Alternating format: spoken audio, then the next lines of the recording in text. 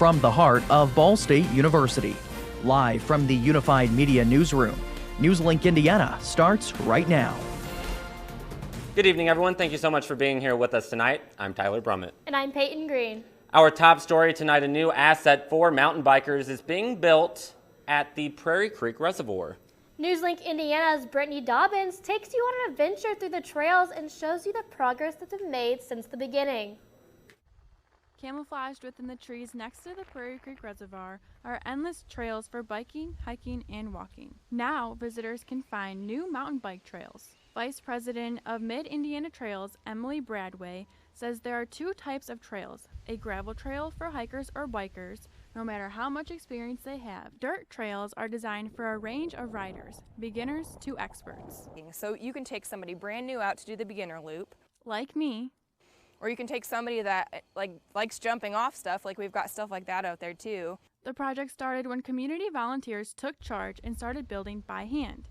After 3 years of doing the dirty work, they built 1.7 miles of trail. That is when the support from local foundations like the Ball Brothers Foundation, the Community Foundation of Muncie and Delaware County, the Ed and Virginia Ball Foundation, and the George and Francis Ball Foundation all were gracious enough to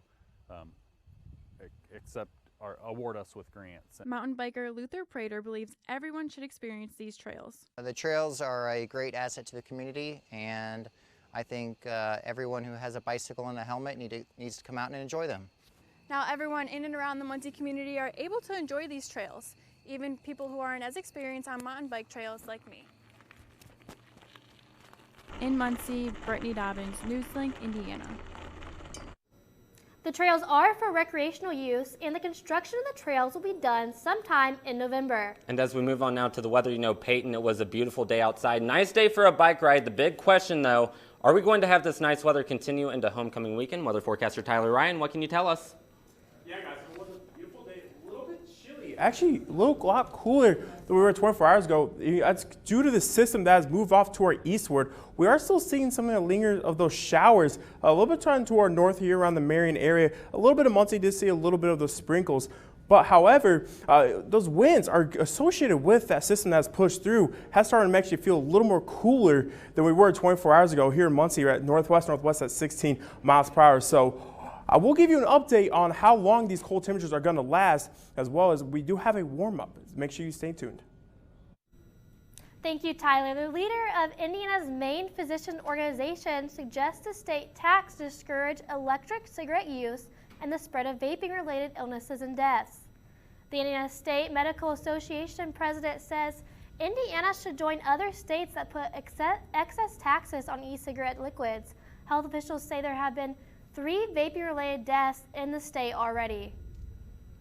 An update now to a story we've been following. Indiana Attorney General Curtis Hill trying to block 2 women from testifying against him. The Attorney General, as you may know, is facing accusations of sexual misconduct. Hill is accused of drunkenly groping 4 women at a bar last year. His lawyers argue such testimony about unrelated events shouldn't be allowed. Hill's disciplinary hearing is scheduled for next week. New on NewsLink Indiana, we're breaking down last night's Democratic presidential debate in Ohio. Steve Nannis tells us what the race looks like now after the 4th debate. 12 Democratic candidates sharing one stage on Tuesday night with one goal in mind: to make a lasting impression with millions of voters watching at home. It's the first debate since House Democrats opened an impeachment inquiry after a whistleblower complaint alleged President Trump asked the president of Ukraine to investigate Joe Biden and his son Hunter. This president, and I agree with Bernie, Senator Sanders, is the most corrupt president in modern history, and I think all of our history. Also front and center, Senator Elizabeth Warren, whose surge in the polls has put her under the intense spotlight typically reserved for frontrunners. Medicare for all is the gold standard. It is the way we get health care coverage for every single American. And I don't understand why you believe the only way to deliver affordable coverage to everybody is to obliterate private plans.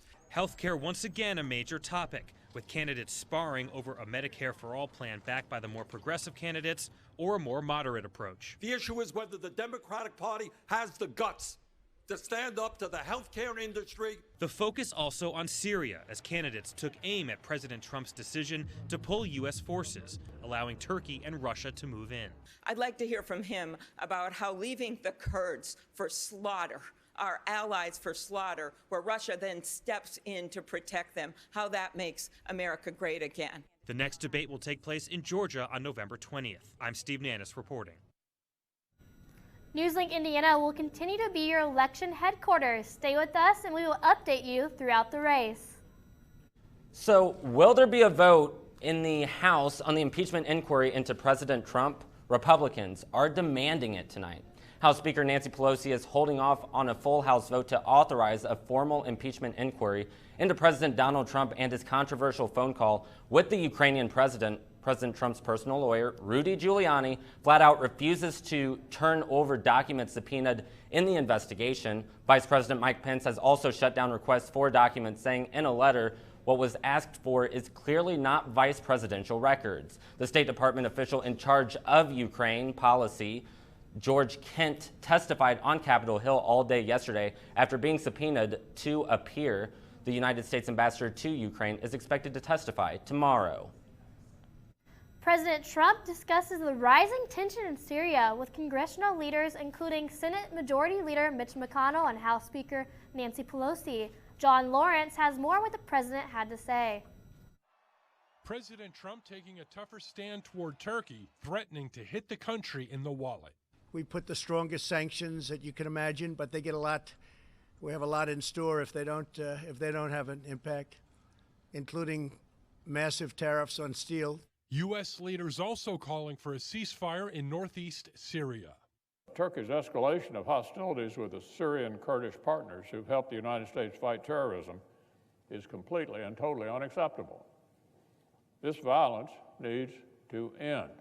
However, Turkish President Recep Tayyip Erdogan is fighting back, saying he's not worried about any sanctions. Turkey is the real problem here.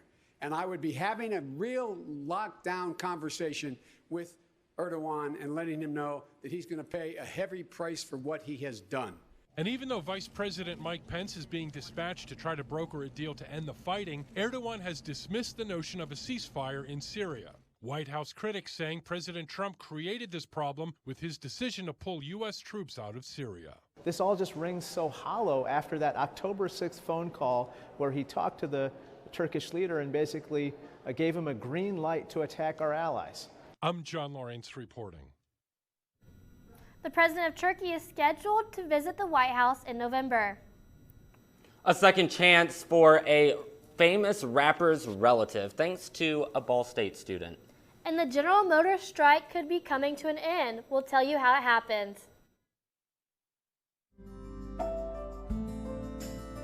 Riding the bus is an easy thing to do. Last year, we carried 60,000 riders from the Ball State area. 50,000 of those were students.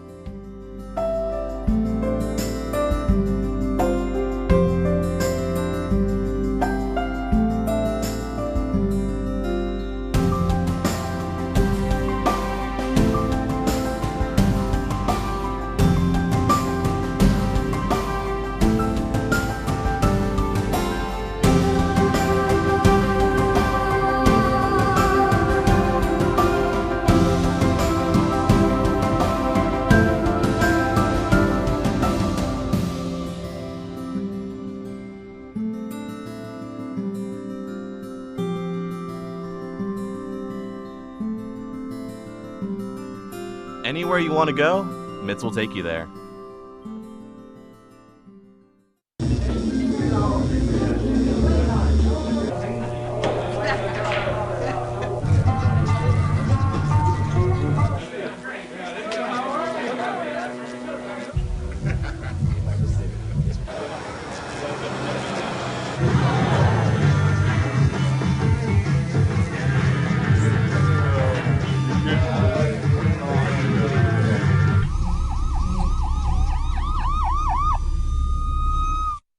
So, I just moved in with his family, and it's embarrassing.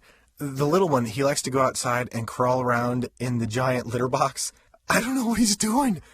I mean, I was born and I knew how to use the litter box. Look at that. That's disgusting. Oh, poop already. You're making me nervous. Oh, okay, I can't look at this anymore. I really hope he grows out of this, for his sake.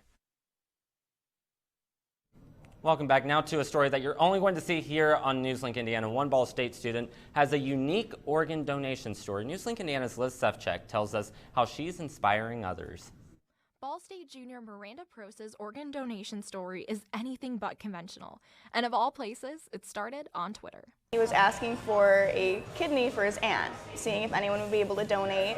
And he had more than 8 million followers to ask. He is Chance the Rapper.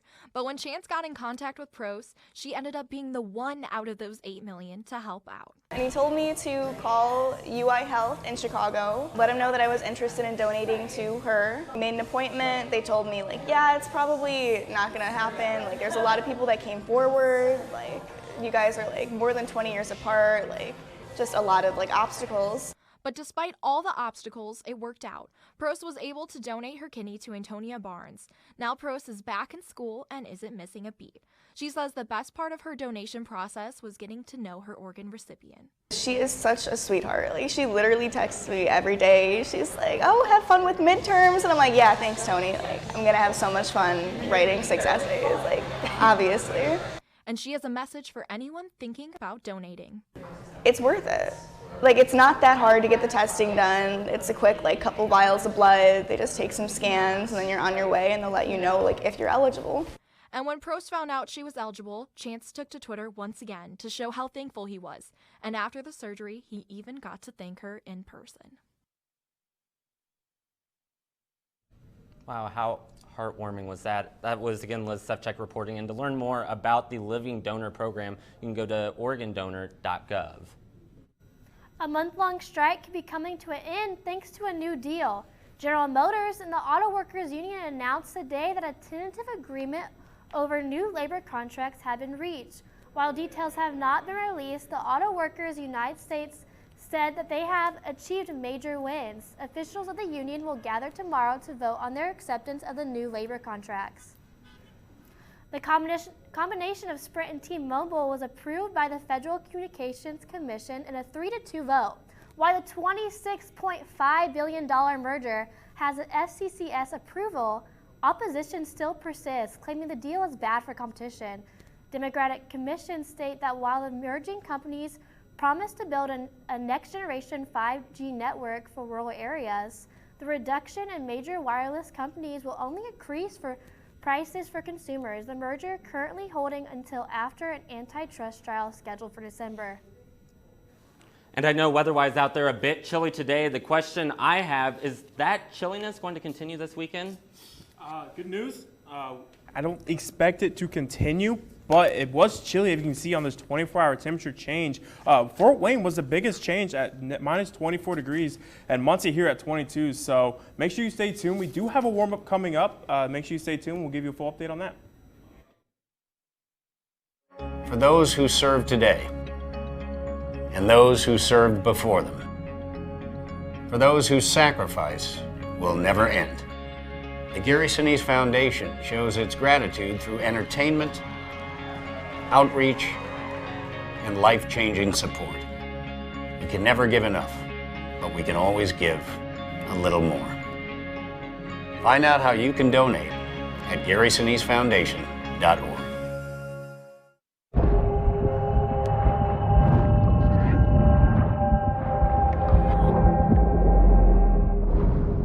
Sometimes there's no do-over. Some things you can't rewind. That's when an extra safety step could mean the difference between a close call and a call to 911. Simple steps save lives. Learn more at poolsafely.gov. Action!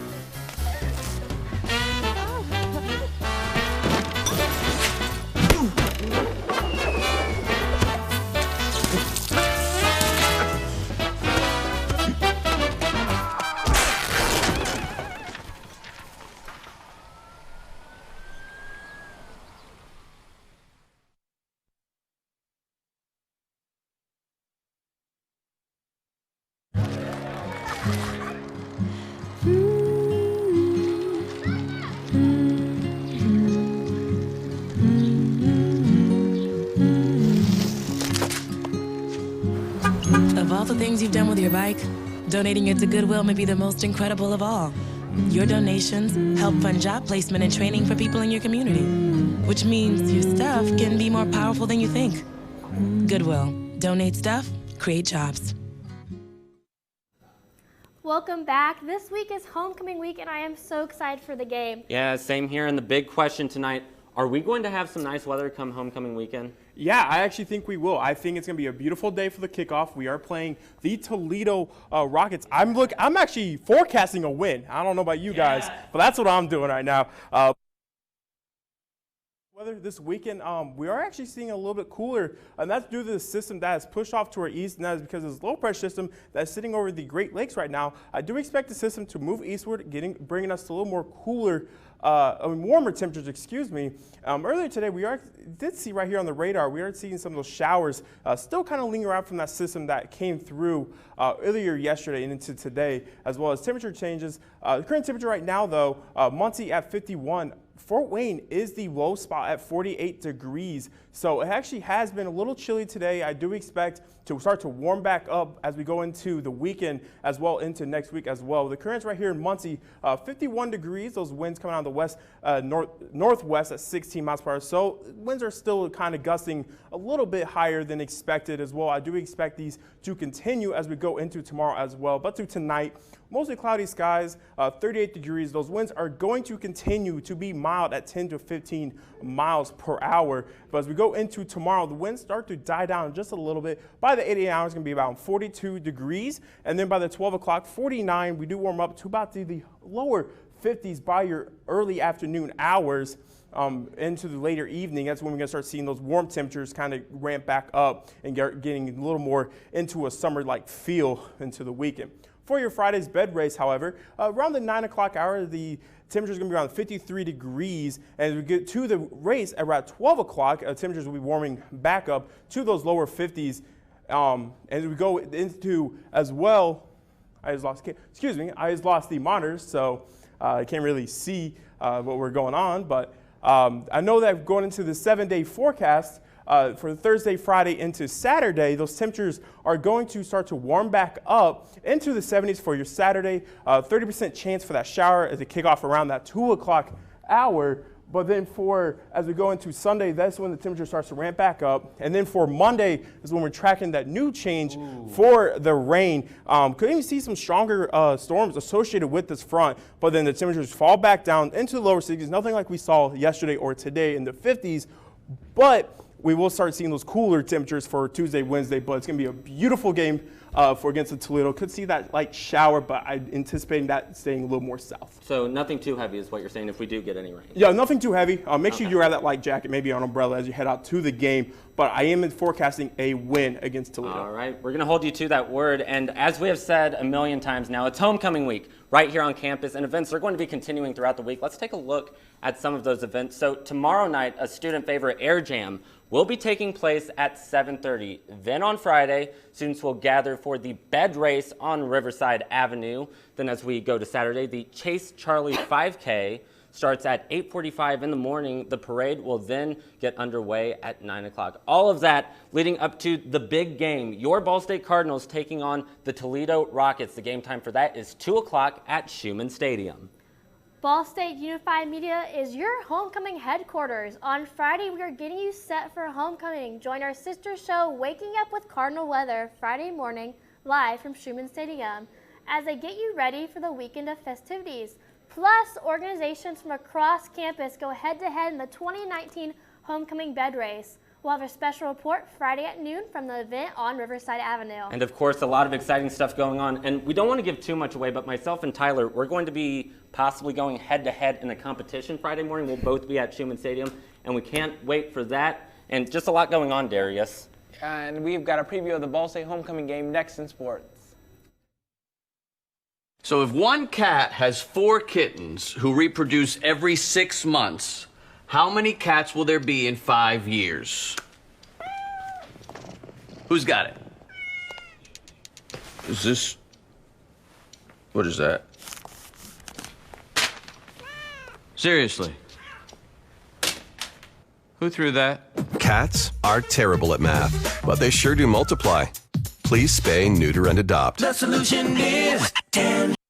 I'm a teacher. Let me tell you what I make.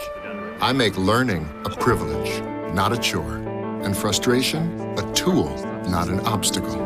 I make working hard seem easy and giving up impossible. I make an old subject feel like a fresh thought and unconventional methods common. I'm a teacher. I make more.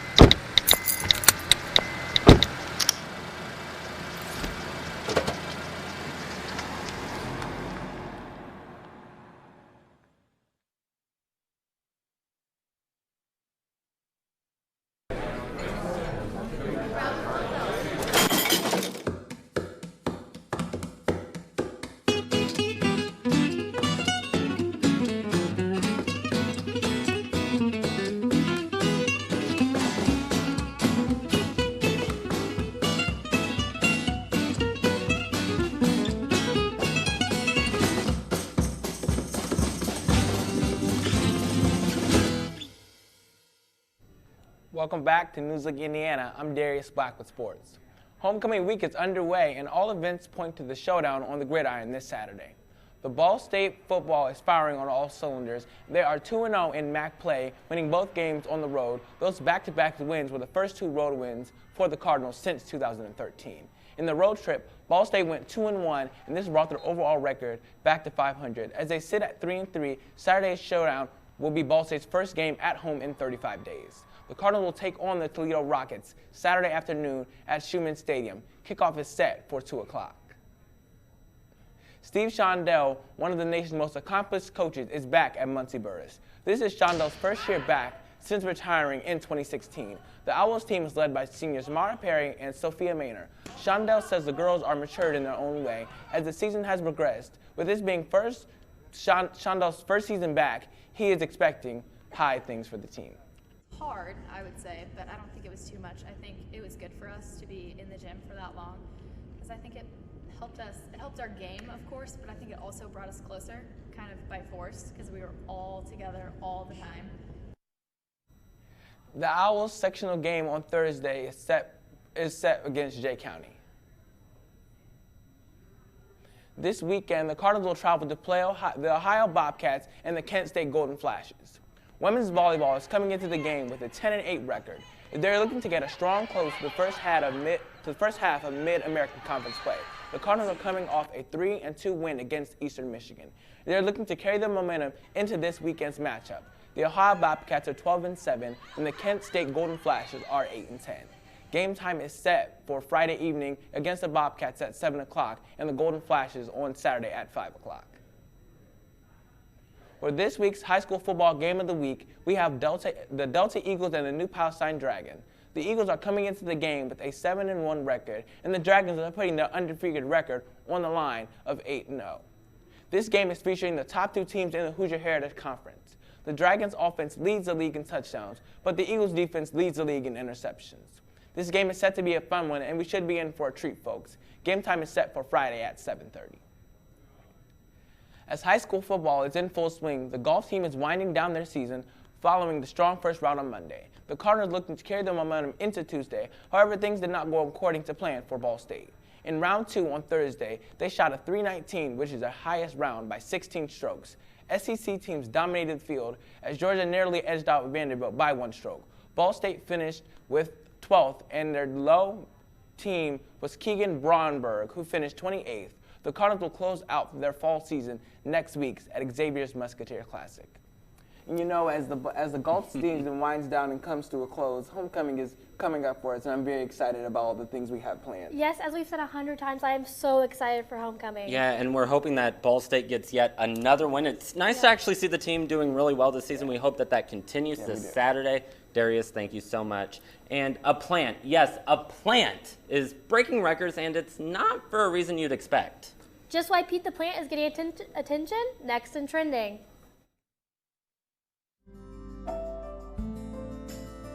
Riding the bus is an easy thing to do. Last year, we carried 60,000 riders from the Ball State area. 50,000 of those were students.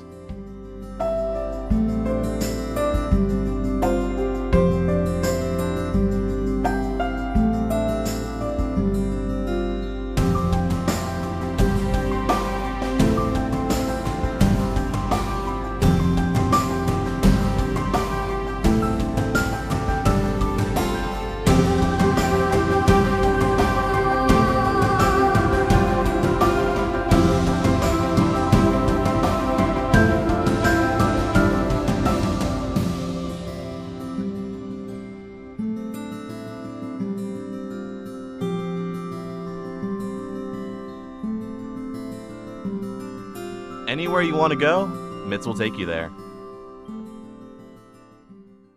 Hey, did you know 2.4 million loving cats and dogs in shelters and rescues need our help to find a home? Let's go to the shelterpetproject.org and meet if you are in a shelter near you. Harlow, oh, she's one great listener who loves to hear all your stories. My kind of cat.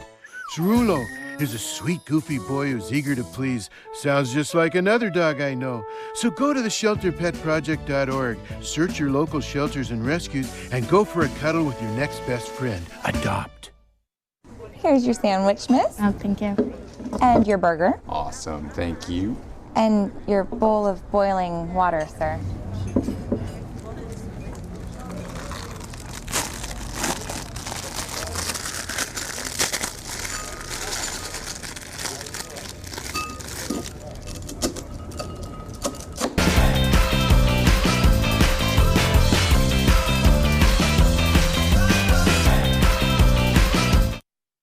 All right, welcome back to NewsLink Indiana. It's now time for us to take a look at what's trending. Joining us now in NewsLink Indiana is Logan Salzburner. What do you have for us? Our first story comes from the London Zoo, where a plant is making social media history. A plant called Pete has made history by taking the first ever selfie of a plant. According to the zoo, the plant naturally deposits biomatter as they grow. When the biomatter reaches the soil, it creates energy that can be converted into power. As a result, Pete the plant is able to power the camera and take a picture. The pictures are then immediately uploaded to social media. This pic-savvy plant can be found on Instagram and Twitter. A new album is being released by a famous American rapper tomorrow. Roderick Davis, professionally known as Gucci Mane, will be releasing his long-awaited new album on October 17th. Gucci Mane released his first album in 2005. Since then, he has released many albums and collaborated with many famous singers and performers. The first October album was released in 2016. With many awards under his belt, many have been waiting to learn of a release date for his new album, October 2. Gucci Mane announced the release date to his fans on Instagram on Monday. Here's a clip from one of his recent collaborations. A one-man show, a human bankroll. She lost in the sauce, 'cause Gucci got the glow. Fans will be able to access the entire album tomorrow. All right, and you probably saw a little bit of it there. Myself and Tyler, we were just dancing. Yeah, I was. I mean, it was a good song. I enjoyed exactly. it. I love that song. One of my favorites. And by the way, back to that plant story. Can we just talk about that a little bit? The plant and I have something in common. I also love taking selfies. I never knew that plants could take pictures. So. Yeah, I didn't know either. I guess it's just a recent study they've been doing, and it's the first one that they've gotten to work. So. Didn't you say it's breaking history? Yeah, That's it is. crazy. First one ever. So. All right, interesting stuff. Logan, thank you so much. And how about we get one final check of that weather? Good weather coming for homecoming weekend, right? Yeah, good weather coming for homecoming weekend. I am very excited, especially, the temperature's going to be nice and mild. It's not going to be that cold that we have been feeling past couple days. There is a chance for a pop-up shower, but I think it's just going to be more of just a drizzle and just push out of the way. But I think we'll be mostly clear for the entire game. Maybe grab an umbrella if you are heading out just in case. And then for Sunday, it's going to be nice and beautiful. That's going to be actually my pick of the week is that Sunday. And then Monday, we are tracking another round of storms coming from Monday. And then we start cool off for Tuesday and into Wednesday. All right, forecasting good weather and also forecasting a W for the Cardinals. Tyler, That's right. Thank you so much. And that's all tonight for NewsLink Indiana. Be sure to join us again tomorrow night at 9, streaming live on the NewsLink Indiana Facebook page. And don't forget to like our Facebook and follow us on Twitter. Have a great night.